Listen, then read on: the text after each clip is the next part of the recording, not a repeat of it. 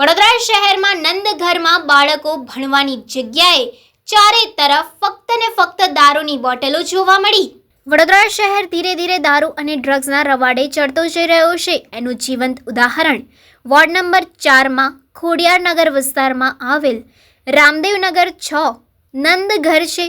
આ નંદઘરમાં બાળકો ભણવાની જગ્યાએ ચારો તરફ ફક્ત ને ફક્ત દારૂની બોટલો પડી રહે છે। આ સમગ્ર મામલો યુથ કોંગ્રેસ પ્રમુખ પવન ગુપ્તા દ્વારા ખુલ્લો પાડવામાં આવ્યો હતો અને આની યોગ્ય તપાસ કરવાની માંગ કરવામાં આવી છે। વધુમાં પવન ગુપ્તાએ જણાવ્યું હતું કે થોડા દિવસ પહેલા રાજ્યના શિક્ષણ મંત્રી વડોદરાની મુલાકાતે આવ્યા હતા, ત્યારે સત્તાધીશો એમને ખુશ કરવા પોતે અગાઉથી તૈયાર કરેલી સ્કૂલ પર લઈ ગયા હતા। પણ સત્ય તો એ છે કે વડોદરામાં આવા અનેકો નંદઘર છે જે સરકાર દ્વારા પ્રજાના પૈસે બનાવવામાં આવે છે।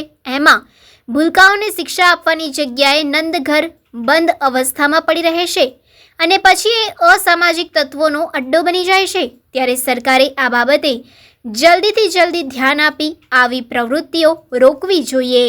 એક બાજુ સરકાર દ્વારા સમગ્ર રાજ્યના અંદર નાના નાના ભૂલકાઓના સારા ભવિષ્ય માટે ઠેર ઠેર નંદઘર પ્રજાના પૈસે બનાવી રહ્યું છે, પરંતુ મોટો સવાલ એ છે કે નંદઘર બનાવ્યા પછી શું એ નંદઘરનો યોગ્ય ઉપયોગ થઈ રહ્યો છે કે કેમ, એ જોવાની જવાબદારી પણ સરકારની હોય છે।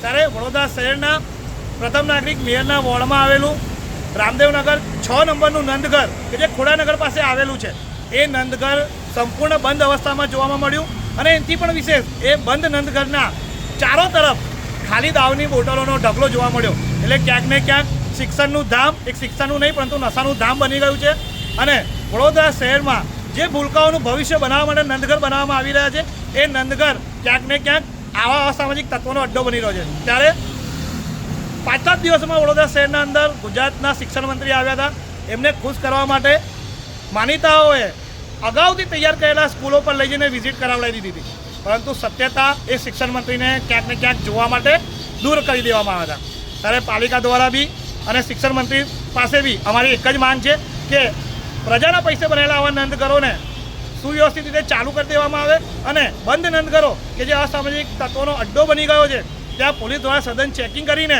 અને ભૂલકાઓના ભવિષ્યને અંધકારમાં નાખતા રોકવામાં આવે।